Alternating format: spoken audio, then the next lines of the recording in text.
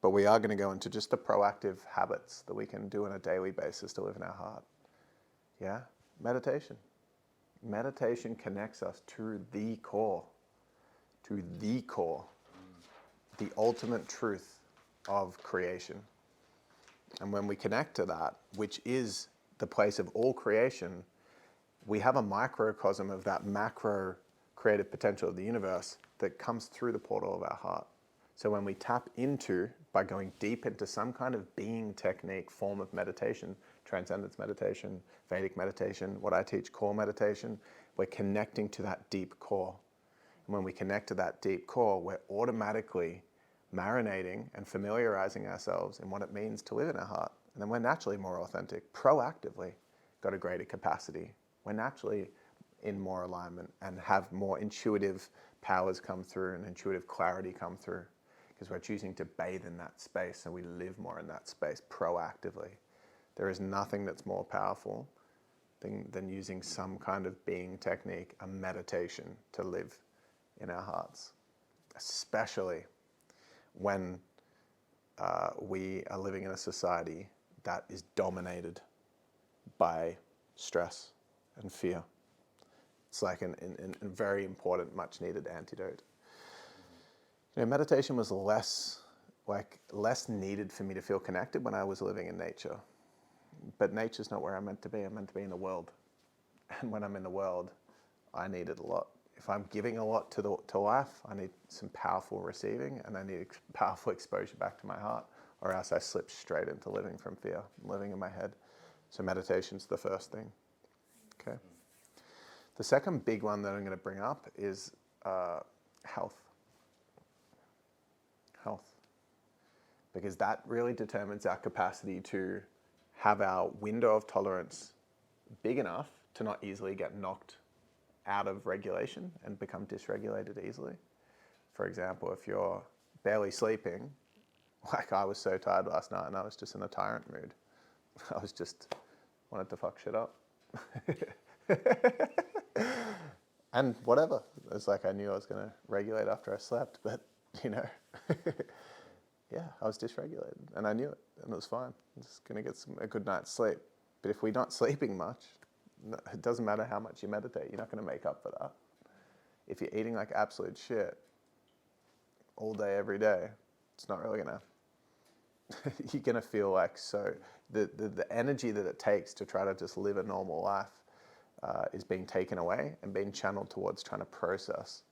Like all the energy is going towards your lymphatic system and your digestion to try to sort out the toxicity you've put in your body. There's not enough space just to function. So health's just like something that can really help you live in your heart, or it can really detract away from your capacity to live in your heart. And the way that I want you to see it is just like, we've got a really small capacity to hold what we're dealing with.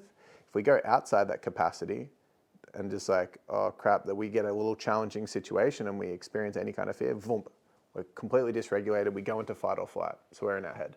So easy to get sucked into our head. But if we have great health, our window of tolerance is a lot bigger. We have the capacity to hold a lot more. So it's so much harder to get sucked out of that. Okay, because you can hold more, and it's easier to stay connected to presence in your heart from that place. And so I'm going to really quickly summarize my perspective of really solid basic health in like a few minutes. SHED is the acronym: sleep, hydration, exercise, diet. You got those 4 things. Sleep, 8 hours minimum before going to bed before 10:30 at night, right? Your body processes a lot of, it rejuvenates your mind for the first half of the night. So even if you go to bed really late, your body doesn't know how to process the recalibration of your mind. We actually have a lot of waste that goes into our brain throughout the day because the lymphatic system doesn't also pump the waste and the toxicity out of our brain that comes with just processing. Our brain processes so much, and the cerebral fluid holds all the waste, and then at night it processes that. So if you feel like you're hungover because you went to bed at 1 a.m., it's because there's still a lot of the waste and the toxicity that hasn't been drained out of your cerebral fluid. So if you don't go to bed, if you're going to bed late all the time and you feel foggy when you wake up, that's why.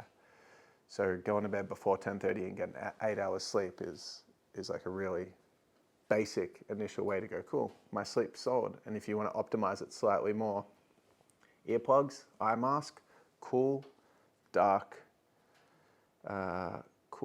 quiet room. That's just going to help heaps.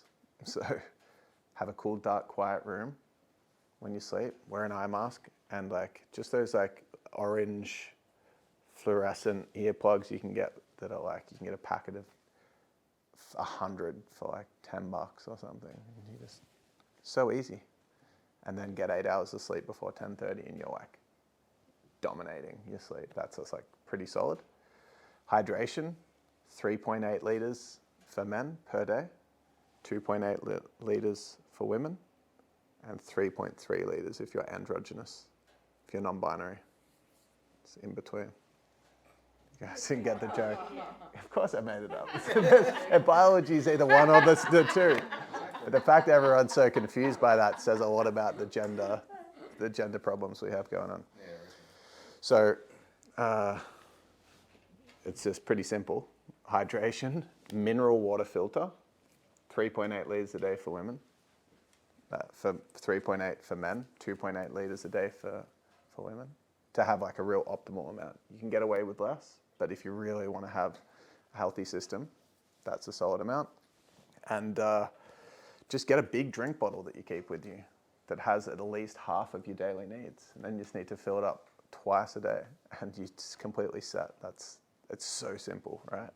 Simple, but if you're dysregulated, you're not going to think about things like that. That's why spaciousness and presence and patience is helpful. Then there's always space for stuff like that. Yeah. As soon as you start talking, like, I'm thirsty. Exactly. Yeah. Yeah. So that's hydration. And then we have exercise, which is move in an aligned way that allows you to sweat daily. That's it. And alignment can mean anything. I used to say move daily in a way that excites you, but sometimes what's most aligned for us isn't exciting, but we know we need that form of exercise. Kind of like when you said you felt